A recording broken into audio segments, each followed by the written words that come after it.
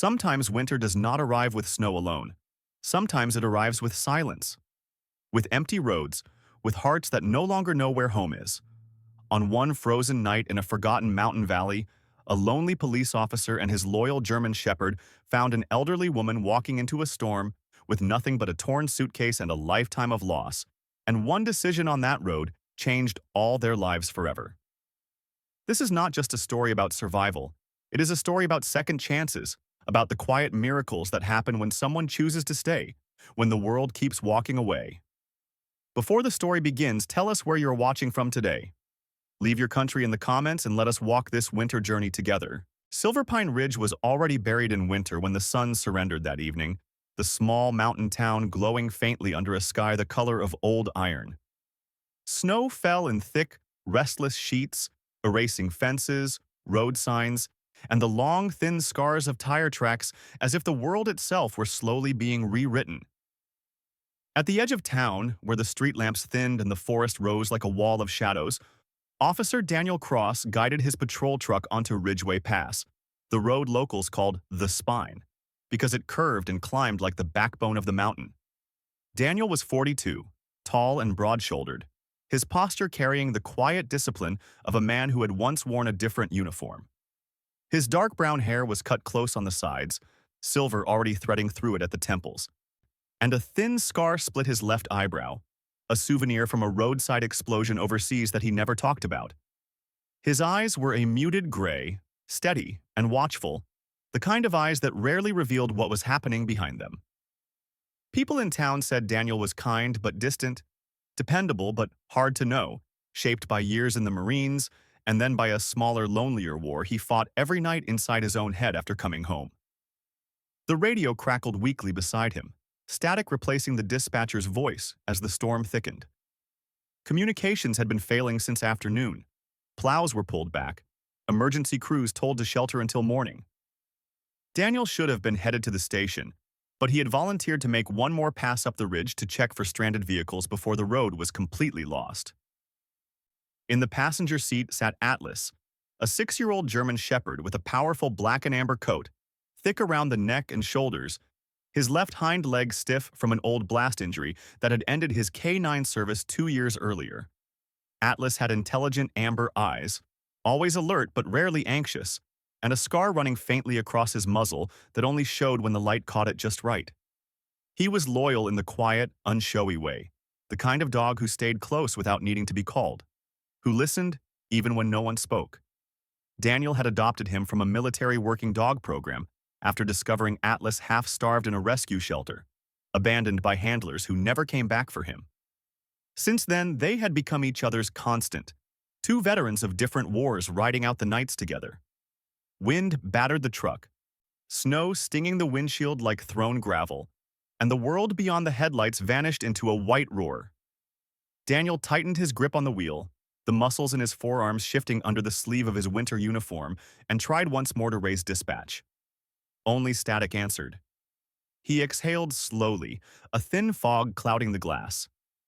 "Looks like it's just us tonight, boy," he murmured. Atlas's ears flicked, but he didn't look away from the road. The truck crested a bend where the trees fell back for a moment and the valley opened below, a dark, empty bowl filled with snow and wind. Somewhere down there, Daniel knew, stood the last houses of Silver Pine, warm kitchens and quiet televisions, people already settling in for the storm.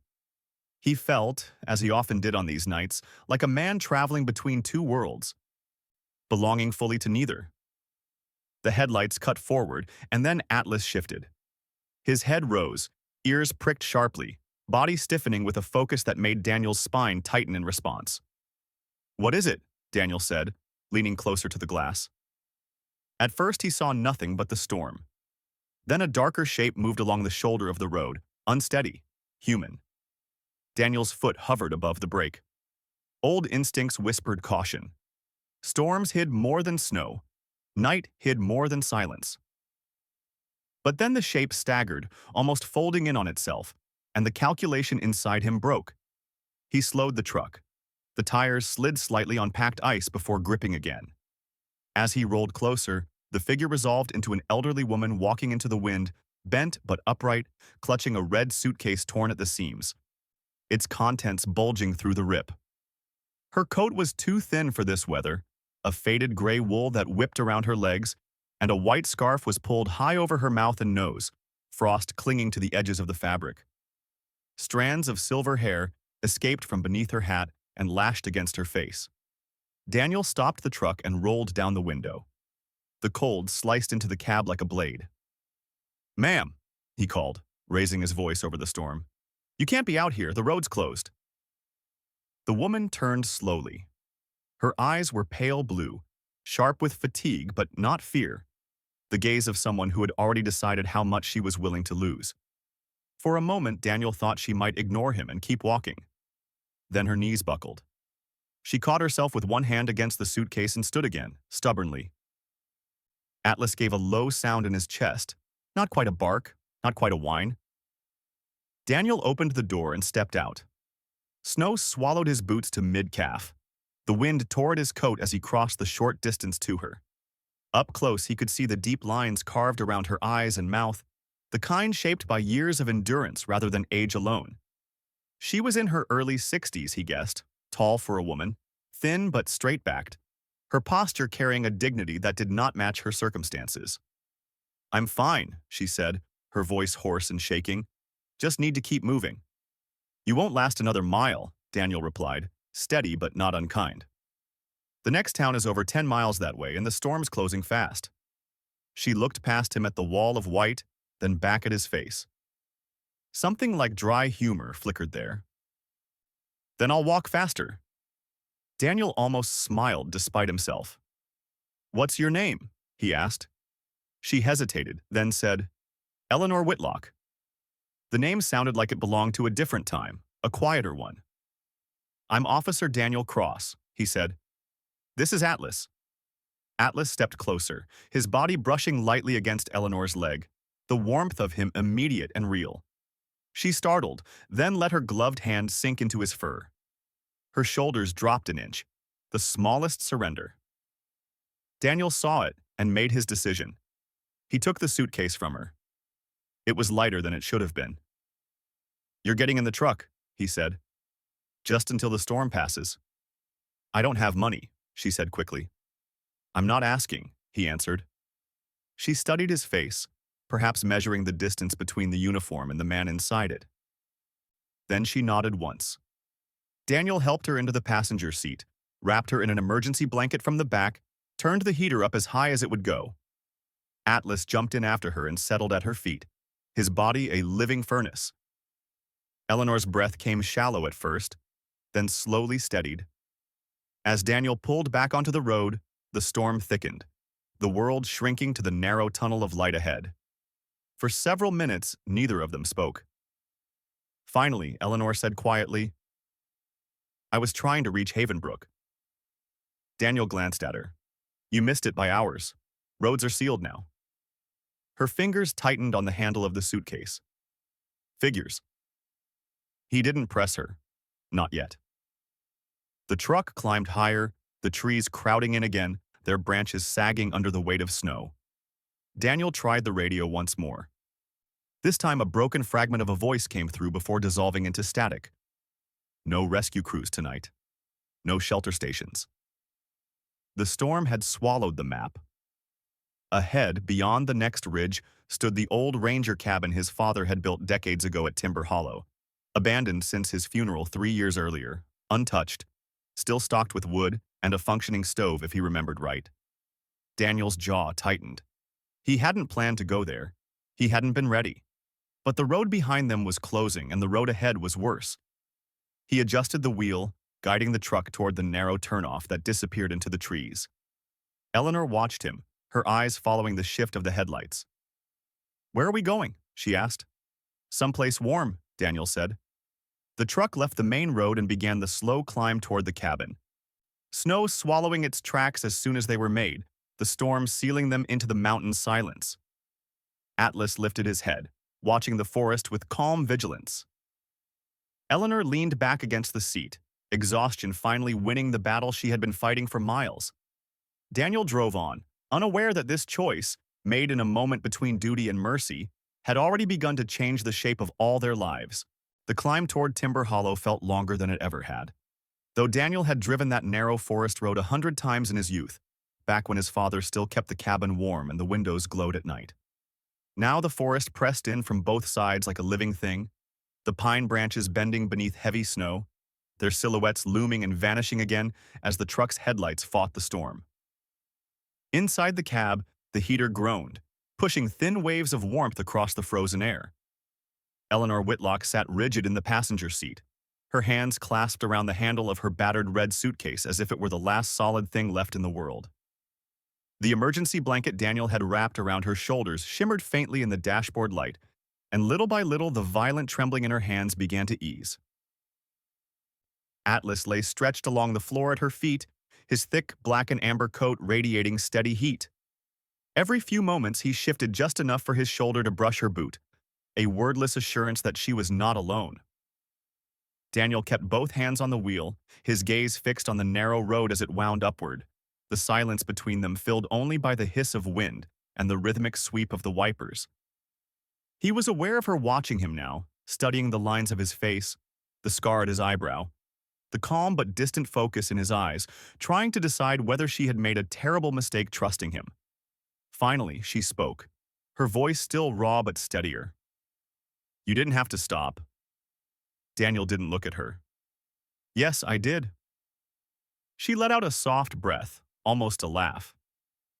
"People don't anymore." Daniel's jaw tightened. He knew that was true. He had learned it the hard way, coming home from a war that never really ended, discovering that the world kept moving whether you were ready or not.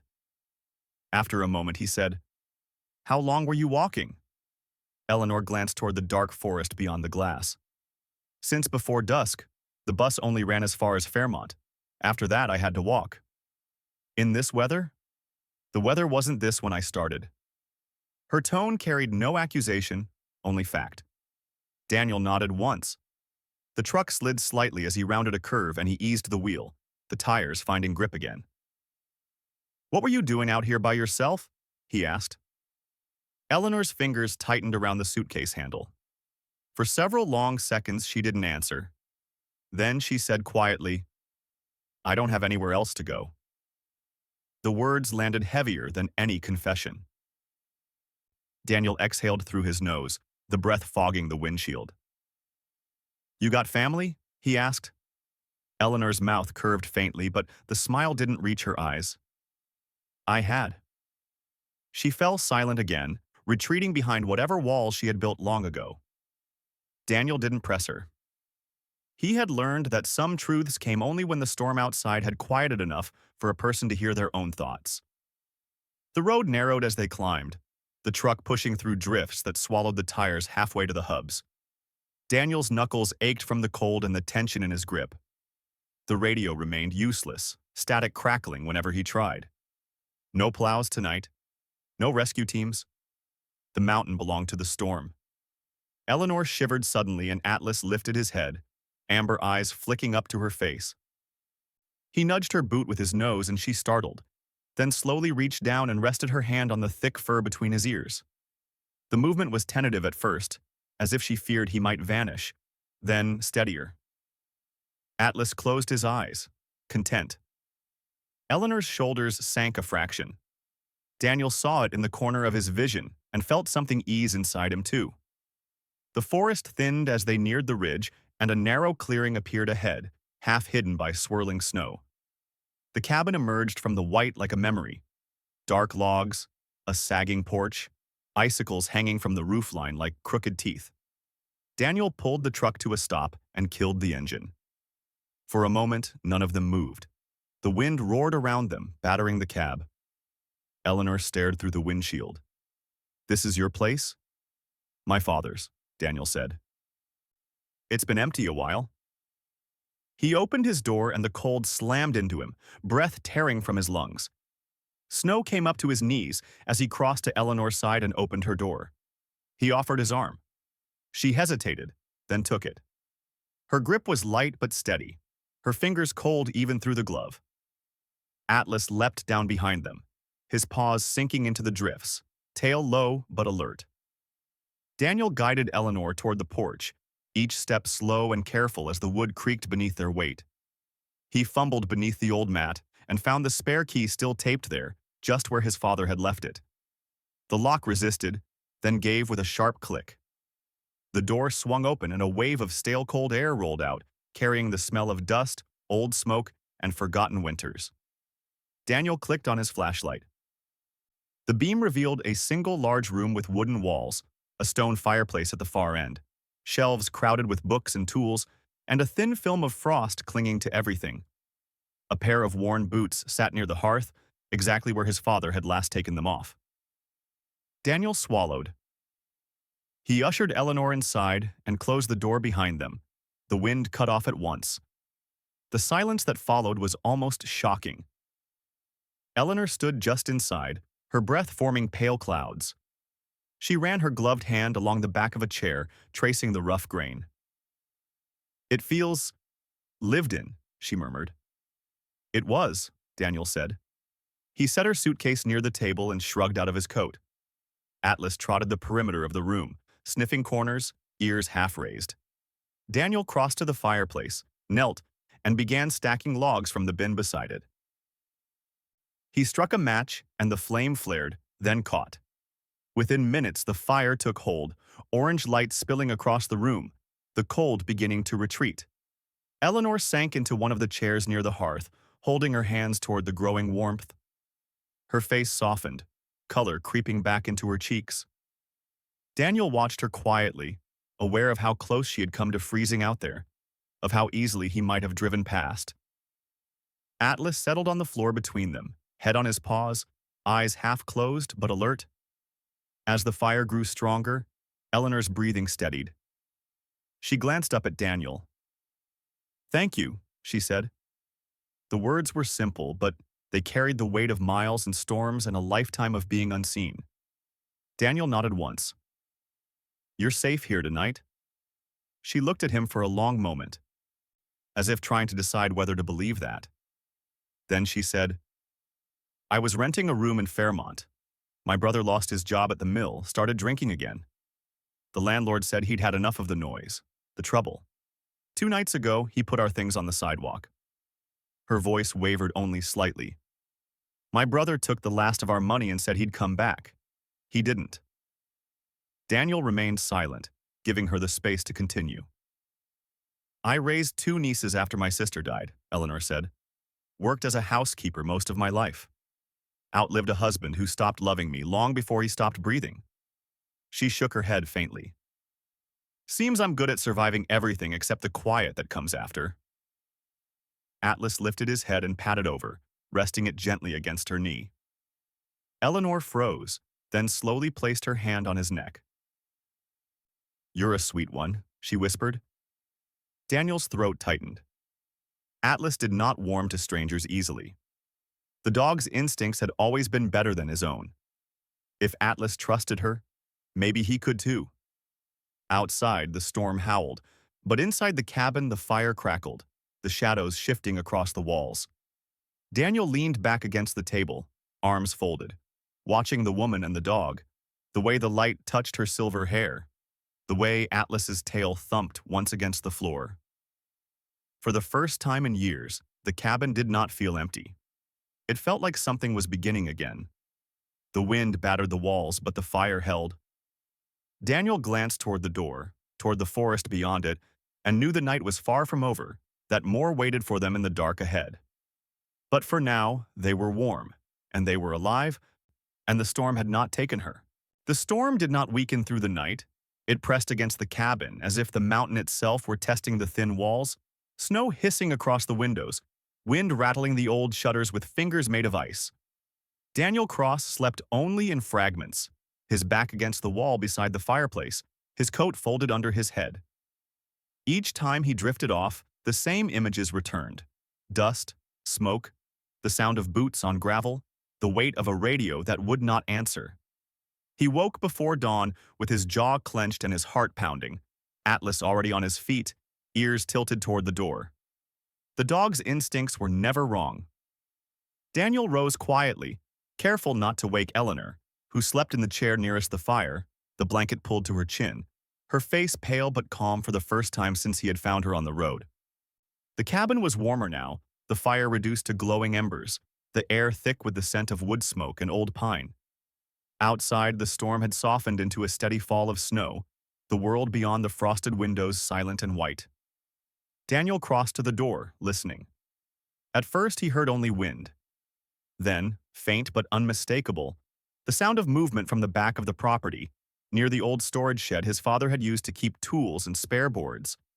Atlas's low growl rumbled in his chest. Daniel's hand moved to the flashlight on the table, the other settling automatically near the holster at his hip. He eased the door open. The cold bit into his lungs. Snow crunched under his boots as he stepped onto the porch, the beam of the flashlight cutting through the dim gray morning. He followed the sound around the side of the cabin, past the sagging woodpile and the frozen trough his father had once filled for deer. The shed door was ajar, snow drifting inside. Daniel advanced slowly. "If someone's in there," he called, his voice low but firm, "you need to show yourself." For a long moment, nothing happened. Then a shadow shifted inside the shed and a man stepped out, hands raised. He was in his late 50s, perhaps older, tall but stooped with fatigue, his dark beard streaked heavily with gray. His coat was threadbare, flannel visible beneath it, jeans stiff with ice. His eyes were sunken, rimmed red from cold and sleeplessness. He looked less dangerous than desperate.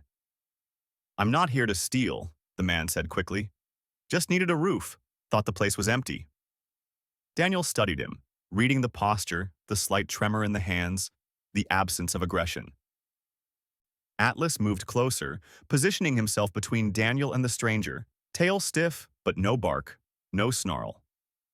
"This is private property," Daniel said. "You can't stay." The man nodded, already stepping back toward the trees. "I'll go. Didn't mean any harm." Something in that, his readiness to vanish into the storm, made Daniel's chest tighten. Behind him, the cabin door opened. Eleanor stood on the porch, the blanket wrapped around her shoulders, her silver hair catching the pale light. "Don't send him away," she said softly. Daniel turned, surprised. The stranger looked at her, startled by the gentleness in her voice. "Ma'am, I'll be fine," he said. "I've slept through worse." "You'll freeze before nightfall," Eleanor replied. "Come inside." Daniel hesitated. Every instinct in him resisted bringing another unknown man into this fragile shelter. But Atlas had not reacted with hostility, and the storm was far from over. He exhaled slowly. "Just for the night," he said. "We'll talk in the morning." The man's shoulders sagged with relief. "Name's Henry Doyle," he said. He followed them into the cabin, stamping snow from his boots, removing his hat with careful hands. Inside, the fire had been coaxed back to life, orange light painting the room in warmth. Henry crouched near the hearth, stretching his fingers toward the flames, his breath fogging. "Haven't felt real heat in weeks," he murmured. Daniel watched him from a distance, arms folded. "Where are you headed?" "West," Henry said, a faint smile touching his mouth. "Wherever there's work. I was a carpenter once. Been rough since the company closed in '09. These days I just keep moving." Eleanor listened, her eyes soft. Atlas approached Henry, sniffed his boots, then his hand. Henry paused, then offered his fingers. Atlas accepted the contact, tail giving one slow wag before he lay down between them. Daniel noted the exchange with quiet surprise. He poured coffee from the old percolator he had managed to coax into working and handed a mug to Henry. "It's not much," he said. "It's everything right now," Henry replied. They sat in silence for a while, the fire snapping, the wind whispering against the walls. When dawn fully broke, the storm had eased to a steady, patient fall. The world outside was buried but calm. Over the next hours, the cabin shifted from shelter to something closer to home. Daniel checked the furnace, coaxed it into working order. Henry repaired the front door hinge, then the loose step on the porch, his hands moving with the practiced precision of a man who had spent his life fixing things. Eleanor cleaned the small kitchen, her movements slow but deliberate, humming under her breath. Atlas moved from room to room, inspecting, then settled near Eleanor's chair, watching both men with equal interest. By midday, the air inside was warm. They shared a simple meal of canned soup and bread. It was Eleanor who finally broke the silence. "Funny how a storm can bring together people who would have passed each other like ghosts," she said. Henry nodded. "Everyone's carrying something." Daniel looked down at his hands, scarred and steady. "Some things are heavier than others." The words opened the door. Henry spoke of his wife, lost to cancer 3 winters before, how the house stopped smelling like home after she was gone. Eleanor spoke of the nieces she had raised, the husband she had outlived, the quiet that followed every ending.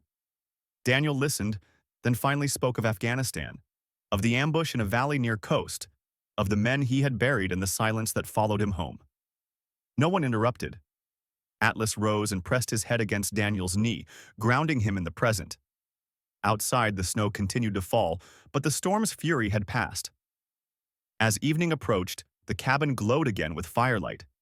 3 strangers, bound by loss and chance, sat beneath the same roof, each carrying their own ghosts, none of them quite so heavy now. Daniel looked around the room, the old tools, his father's boots by the hearth, Eleanor's suitcase by the chair, Henry's coat drying near the door, and felt the cabin breathe. For the first time in years, it was alive. The storm did not end all at once. It loosened its grip slowly, as if the mountain itself were reluctant to release what it had taken. Snow still drifted through the trees, softer now, no longer screaming against the cabin walls but whispering, as though exhausted by its own fury. Morning light slipped through the frost-clouded windows in pale ribbons. Daniel Cross was already awake, sitting at the narrow table with a chipped mug of coffee cooling between his hands. His eyes were fixed on nothing in particular. The fire had burned low again during the night, and Atlas lay stretched on the rug near the hearth, ears half alert even in sleep, chest rising and falling with steady calm. Eleanor was in the kitchen corner, moving carefully as she washed the last of the dishes from their simple breakfast. Her silver hair had been gathered into a loose knot, a few strands escaping and catching the light. There was a quiet determination in her movements, the kind that belonged to someone who had learned, over decades, how to endure without complaint. Near the door, Henry Doyle stood with his coat off and sleeves rolled, examining the warped wood around the frame with the practiced eye of a man who had once built houses from bare ground. No one spoke at first. They did not need to. Outside, the wind had softened into something almost gentle, the mountain wrapped in white and silence. Inside, the cabin was warm, alive with the soft sounds of ordinary work. Daniel finally broke the quiet. "I'm going to check the radio again." He crossed the room and lifted the receiver from the old emergency unit mounted near the window. Static answered him. Then, faintly, a broken voice surfaced and vanished. No clear connection, no instructions. The world beyond the ridge was still unreachable. He set the receiver down, his jaw tightening. The habit of command, of control, pressed hard against the reality of the situation, for now, they were on their own. Henry looked up from the door. "That furnace is holding better," he said, "and if I can straighten this frame, we'll keep most of the cold out." Daniel nodded. "Appreciate it." Henry shrugged, a small, tired smile touching his beard. "Feels good to fix something that isn't falling apart for once." Eleanor paused at the sink, listening. There was something in the way Henry said it that echoed too closely to her own thoughts. She dried her hands slowly and turned toward the fire, lowering herself into the chair beside it. Atlas lifted his head at once and patted over, resting his chin on her knee. She smiled faintly and stroked his ears. "You've been busy since dawn," she said to Daniel. "Didn't sleep much?" Henry glanced over. "Nightmares?" Daniel didn't answer at first. He stared at the fire as if measuring the distance between now and then. Finally, he nodded once. "Sometimes." Henry returned to his work without another word, the quiet understanding of one man who had known long nights speaking for him. By midday, the cabin had changed. The loose step on the porch no longer groaned under weight. The door closed, without letting in ribbons of cold. The furnace hummed with new steadiness. Eleanor had swept the floor, wiped the shelves, even found a faded cloth to cover the table, giving the room something like dignity again. They ate soup and bread in the late afternoon light. Outside, snow clung to every branch, the forest suspended between seasons. It was Eleanor who spoke first, staring into her cup. You ever notice how storms take things away, but they also leave something behind? Henry looked at her. What do they leave? She gestured around the cabin. Time, stillness, the kind of quiet where you can hear yourself again. Daniel exhaled slowly. Sometimes I don't want to hear myself. Silence settled after that, heavy but not uncomfortable. Henry cleared his throat. My wife used to say that the quiet scared her more than the noise. After she passed, that's when I started moving. Town to town, job to job. Couldn't stand staying in one place long enough for the silence to find me. Eleanor looked at him. What was her name? Mary. Her voice softened. She sounds like she was loved. Henry's eyes dropped to his hands. She was. Daniel felt something shift inside his chest. He had spent years outrunning the same kind of silence. He stared into the fire and spoke before he could stop himself. Afghanistan, 2011. We were clearing a valley near coast. Ambush. My team didn't make it. I did. His voice remained steady, but his hands tightened around the mug. Ever since then, the quiet feels like the moment before everything goes wrong. Eleanor listened without interrupting.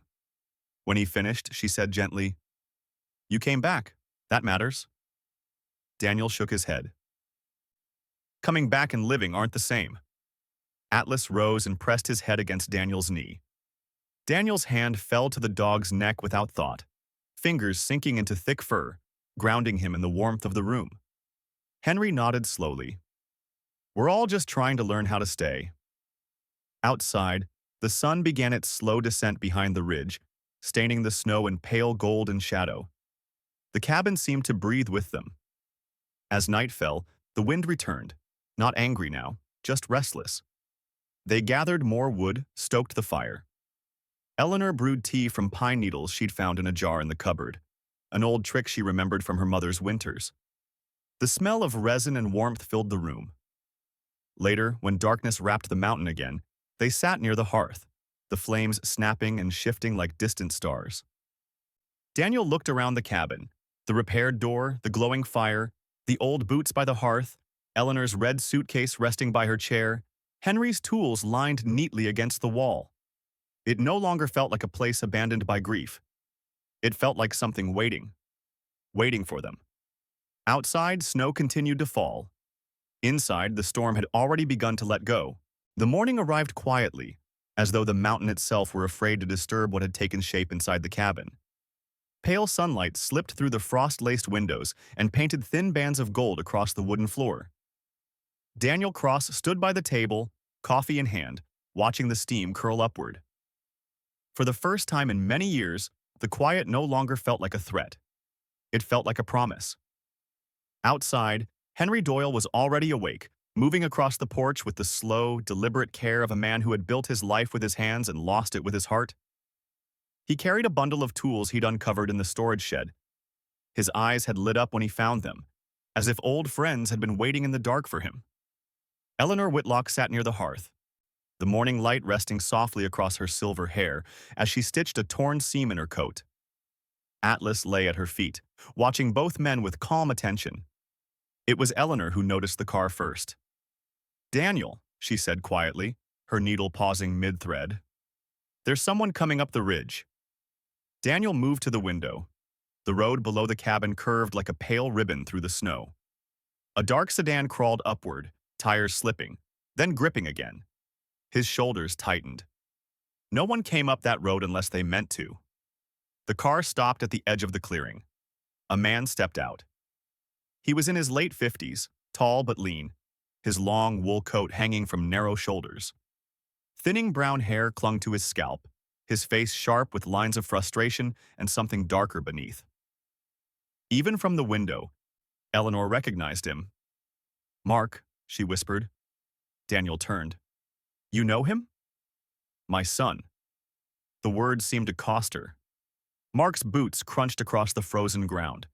His jaw was set, his eyes burning with the restless fury of a man who had been losing control of his life for too long. He reached the porch and rapped hard on the door. Daniel opened it before the knock came again. "Can I help you?" he asked. Mark looked past him into the cabin, his gaze landing on Eleanor. "There you are. What are you doing out here?" Eleanor stepped forward, her posture straight, her hands trembling only slightly. "Mark, please." "You vanished," he snapped. "People in Fairmont said you were living up here with strangers. You can't just disappear with some ex-soldier and a drifter." Henry appeared behind Daniel, wiping his hands on a rag. "You've got the wrong idea, friend." Mark's eyes flicked to him. "And who the hell are you?" "Someone fixing what's broken," Henry replied calmly. Mark scoffed. "This is ridiculous. Mom, get your things. You're coming home." Eleanor swallowed. "I don't have a home, Mark. Not anymore." "That's not true." "It is for me." He stared at her, anger and disbelief tangling across his face. "You're being manipulated. Look at this place. Middle of nowhere. No phone, no neighbors. You don't see how dangerous this is?" Atlas stepped closer to Eleanor, his body positioning itself between her and Mark. His ears were upright, eyes steady, not hostile but watchful. Daniel felt the shift immediately. "Sir," Daniel said quietly, "I'm going to need you to lower your voice." Mark laughed bitterly. "Or what? You'll arrest me for checking on my own mother?" "No," Daniel replied, "but I won't let you intimidate her." Mark's gaze fell to the suitcase near Eleanor's chair. "You've been filling her head with stories, haven't you? Convincing her she's safer with you than with her own son?" Henry took a step forward. "Nobody here is taking advantage of anyone." Mark's jaw tightened. "This is insane. I'm calling the sheriff." He turned back toward his car, fumbling for his phone. Within minutes, the distant sound of sirens echoed through the trees. Eleanor closed her eyes.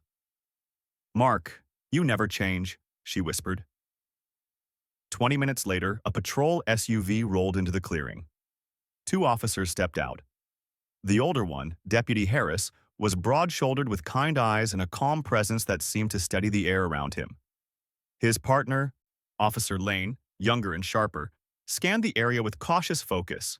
Harris nodded politely. "Afternoon. We got a call about a welfare concern."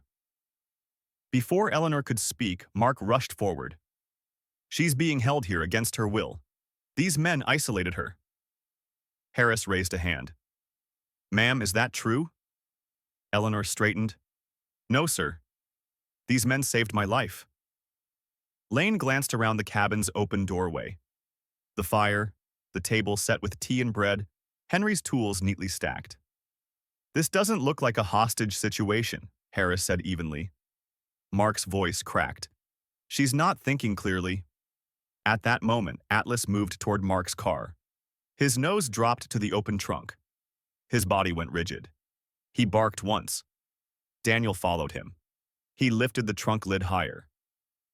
Inside lay 2 half-empty bottles of whiskey and a paper bag stuffed with prescription pill bottles. Harris's tone hardened. "Sir, step back." Mark lunged forward. "That's none of your business." Harris held up one of the bottles, reading the label. "Oxycodone. These are controlled substances." Mark's face drained of color. "They're for my back." "Maybe," Harris replied, "but driving with them is not something we ignore." Lane guided Eleanor gently inside. Daniel watched as Mark was escorted toward the cruiser, his voice breaking. "Mom, don't let them take me." Eleanor's eyes filled with tears. "You need help, Mark. I can't give it to you." The cruiser disappeared down the ridge. Silence returned. Eleanor sank into the chair by the fire, her shoulders shaking. Henry placed a hand on her shoulder. "You did the right thing." Daniel knelt in front of her. "You're safe." She looked up at him, eyes red but steady. "I choose to stay." Daniel nodded. He understood the weight of that choice. That evening, Henry unfolded a rough sketch across the table. "This workshop your father built," he said to Daniel. "It's still solid. We could fix it. Start small. Daniel stared at the drawing, then at the cabin. He reached for his wallet. Let's do it. Spring did not arrive in Silver Pine Ridge all at once. It came the way healing does, quietly, unevenly, almost afraid to be noticed. At first, it was only the sound of water, the slow drip of melting snow sliding from the cabin's roof, tapping the porch boards in patient rhythm. Then the wind changed. It no longer howled. It sighed. The mountains exhaled, and the forest answered with birds that had not sung here in months. Daniel Cross stood at the edge of the clearing one early morning, his breath pale in the last pockets of cold air, watching sunlight crawl across the valley. For the first time since he could remember, the silence did not press against his chest. It rested there, steady, gentle, alive. Behind him, the cabin door opened. Eleanor Whitlock stepped out, a shawl draped across her shoulders, silver hair glowing in the new light. Her posture was still proud, still upright, but something in her face had softened. The storm had taken the sharpest edges of her grief and left behind something quieter and stronger. "You've been up since before dawn," she said, her tone half scolding, half amused. "Couldn't sleep," Daniel replied. He nodded toward the workshop beyond the trees, the small structure his father had built decades earlier and abandoned after his health failed. "I was thinking about checking that place out." Eleanor followed his gaze. "Places like that," she said gently, "hold more than dust. Sometimes they keep pieces of people waiting to be found." Atlas trotted out after her, tail low but wagging, nose already busy mapping the morning. He brushed past Daniel's leg, then turned toward the workshop as if the idea had been his all along. The door of the workshop resisted at first, then gave way with a reluctant groan. Inside, stale air met them, heavy with the scent of sawdust and oil. Sunlight pushed through the grimy windows in narrow beams, illuminating benches lined with rusted clamps, hand planes, chisels, and half-finished projects, a table leg, a toy boat, a carved birdhouse. Henry Doyle appeared in the doorway a few minutes later, rubbing sleep from his eyes. When he saw the room, his breath caught. "Well," he murmured, "this is a treasure chest." "You think it's worth fixing up?"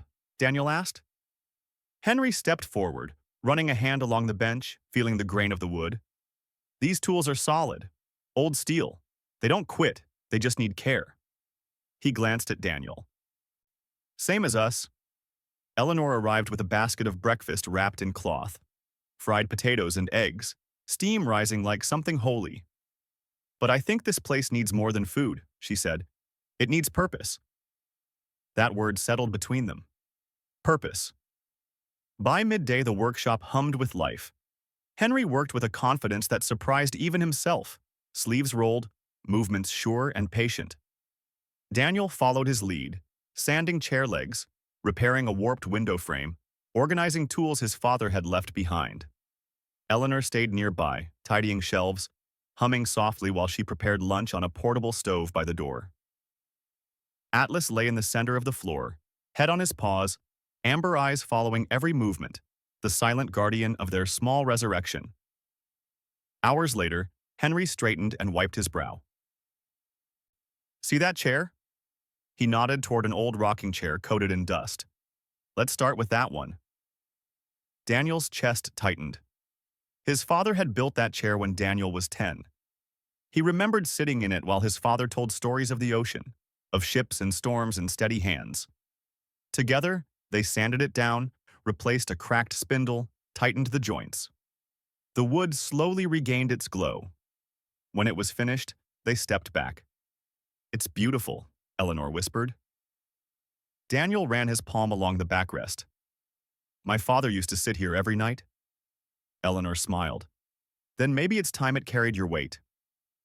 Daniel hesitated, then lowered himself into the chair. It creaked once, then settled, rocking gently. The motion was smooth, grounding. Atlas lifted his head, ears perked, watching. "How does it feel?" Henry asked. Daniel closed his eyes. The fire's warmth, the scent of sawdust, the quiet work around him, everything aligned. "Right," he said. From that day forward, the cabin changed. The workshop's broken windows were repaired. The roof was patched. Tools were cleaned and hung with care. Henry painted a simple sign on a smooth oak board and mounted it above the door. Cross and Doyle, Woodcraft. Customers arrived slowly at first. Neighbors from nearby towns who had heard about the war veteran, the carpenter, and the silver-haired woman who ran the books with a steady hand. They stayed for coffee, for stories, for the warmth that seemed to live in the walls. Eleanor kept a leather ledger and tended a small garden behind the cabin, green shoots pushing through thawed earth. Henry built her raised beds. Atlas guarded the carrots like treasure.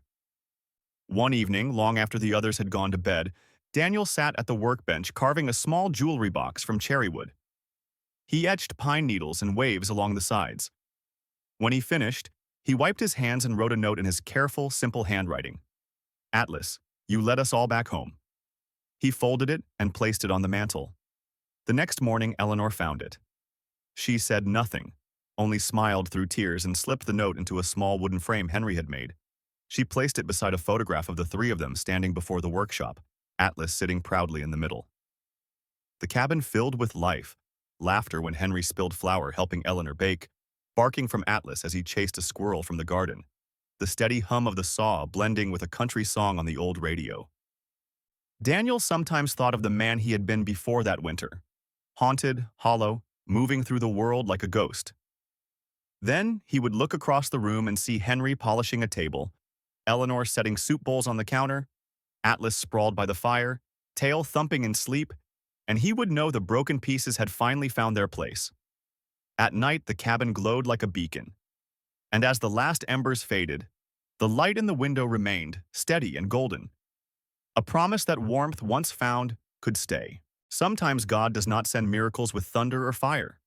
Sometimes he sends them with a quiet road, a loyal dog, a tired heart, and a stranger who chooses not to walk away. This story reminds us that when life feels cold and empty, when losses pile up and the nights grow long, God is still working often in ways we do not expect through small choices, through kindness, through people who stay when the world leaves. In our own lives, we may not face a mountain storm, but we all face moments of fear, loneliness, and uncertainty. And in those moments, we are invited to become part of the miracle, to offer a hand, a word, a place of warmth. If this story touched your heart, please share it with someone who needs hope today. Leave a comment and tell us what this story meant to you. And do not forget to subscribe for more stories of faith, compassion, and quiet miracles. May God bless you and your family. May His light guide you through every storm, and may your heart always find its way home. If you believe in these miracles, type Amen in the comments.